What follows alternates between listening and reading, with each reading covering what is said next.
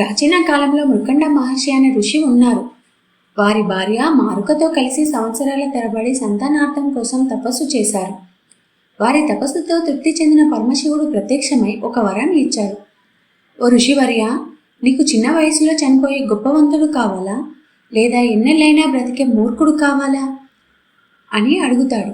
మహర్షి ఆలోచించి మాకు జ్ఞానవంతుడైన కుమారుడు కావాలి అని కోరుతారు. ఆ విధంగా జన్మించిన వాడు మార్కండేయుడు. చిన్నతనం నుండే వేదాలు, ధర్మం, తత్వజ్ఞానం నేర్చుకున్న గొప్ప బాలా ఋషి.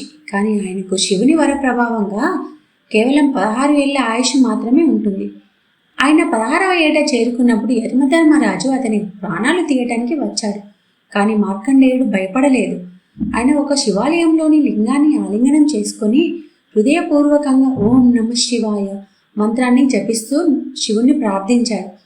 అప్పుడు యముడు తన నుసు విసిరి ప్రాణాలు తీసే ప్రయత్నం చేశాడు. శివుడు లింగం నుండి ఉగ్రరూపంలో బయలుదేరి యమధర్మరాజును ఆపాడు. నా భక్తుడిని నీవు ఎలా తాకగలవు అని ఉగ్రంగా గర్జించాడు. యముణ్ణి మందలించాడు. భక్తుడిని కాపాడేందుకు స్వయంగా సృష్టికర్త అయిన శివుడు సాక్షాత్కరించాడు. ఈ సంఘటన తర్వాత మార్కండేయుడు మరింత తపస్సు చేస్తూ ఆది పరాశక్తిని ధ్యానించాడు. మార్కండేయుని భక్తికి తృప్తి చెందిన అమ్మవారు లలితా త్రిపుర సుందరి రూపంలో తన సహస్రభుజంతో శాంతంగా భక్తిని ప్రసాదించే చిరునవ్వుతో మార్కండేయుని ముందుకు వచ్చింది. ఆమె దర్శనంతో మార్కండేయుని కళ్ళలో కన్నీళ్లు వచ్చాయి. అమ్మా, నీ కృప లేకపోతే నా ప్రాణాలు కాపాడబడేవి కావు అని సాష్టాంగ నమస్కారం చేస్తాడు. అమ్మవారు మృదువుగా చిరునవ్వుతో ఇలా పలికింది. ఓ మార్కండేయ, నీ భక్తి అసాధారణమైనది.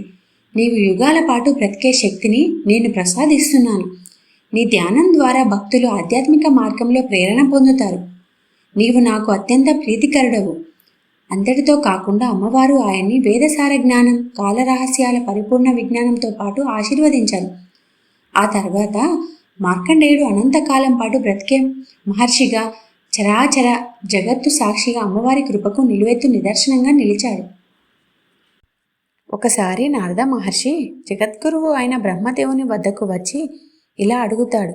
ఓ బ్రహ్మదేవ, ఈ జగత్తును సృష్టించింది ఎవరు? స్థితిని కాపాడేది ఎవరు? లయం చేస్తుంది ఎవరు? ఈ అంతర్యామిని ఎవరు అని అడుగుతాడు. బ్రహ్మదేవుడు నవ్వుతూ, ఈ ప్రశ్నలకు సమాధానం నాకు పూర్తిగా తెలియదు, కానీ ఆ శక్తి మూలమైన జగదాంబిక అయిన పరాశక్తి వద్దకి వెళ్ళి అడుగు.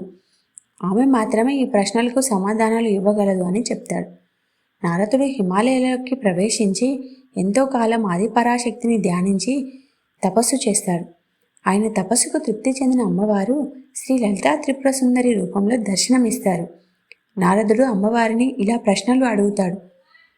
నారదుని ప్రశ్నలకు అమ్మవారు ఇలా సమాధానాలు చెప్తున్నారు. నారదుడు, అమ్మా, మీరు ఎవరు? ఈ జగత్తును ఎవరు సృష్టించారు? అమ్మవారి జవాబు, నేనే ఆదిపరాశక్తి. నేనే ఈ జగత్తును సృష్టించాను. బ్రహ్మ, విష్ణు, మహేశ్వరులను నేను నా చైతన్యంతో సృష్టించాను. వారి ద్వారానే ఈ సృష్టి కొనసాగుతుంది. తర్వాత నారదుడు, అమ్మా, మీరు ఎందుకు అనేక రూపాల్లో కనబడుతున్నారు? అమ్మవారి జవాబు, సత్యాన్ని తెలియజేయడానికే నేను తల్లి, భార్య, శత్రునాశిని, భక్త రక్షకురాలిగా అనేక రూపాల్లో ప్రాప్తిస్తాను. నా రూపాలు కాలానుగుణంగా మారతాయి. దుర్మార్గాన్ని నాశించేందుకు నేను ఉగ్రరూపం, భక్తులను రక్షించేందుకు మృదు రూపం ధరిస్తాను. నారదుడు, దేవి, మీరు మానవుల కష్టాలను ఎందుకు అనుమతిస్తున్నారు? అమ్మవారు ఇలా సమాధానం చెప్తుంది. కర్మఫలం తప్పదు నారదా, కానీ నా పేరును శ్రద్ధగా జపించే వారిని నేను వెంటనే కాపాడుతాను. నా లీలలు, నా నామాలను శ్రద్ధగా వినే వారికి పాపఫలం తక్కువగానే అనుభవించబడుతుంది. చివరికి మోక్షం కూడా లభిస్తుంది. నారదుడు, అమ్మా, మీరు ఎప్పుడు ప్రసన్నమవుతారు? అమ్మవారి జవాబు, నీవు కల్మషరహిత మనస్సుతో శ్రద్ధగా నన్ను ధ్యానిస్తే, నా నామస్మరణ చేస్తే నేను వెంటనే ప్రసన్నమవుతాను. నేను ఈ వీడియోను AI ద్వారా రూపొందించాను. మీకు ఈ వీడియో నచ్చినట్లయితేనే లైక్ చేయండి, షేర్ చేయండి, సబ్స్క్రైబ్ చేయండి.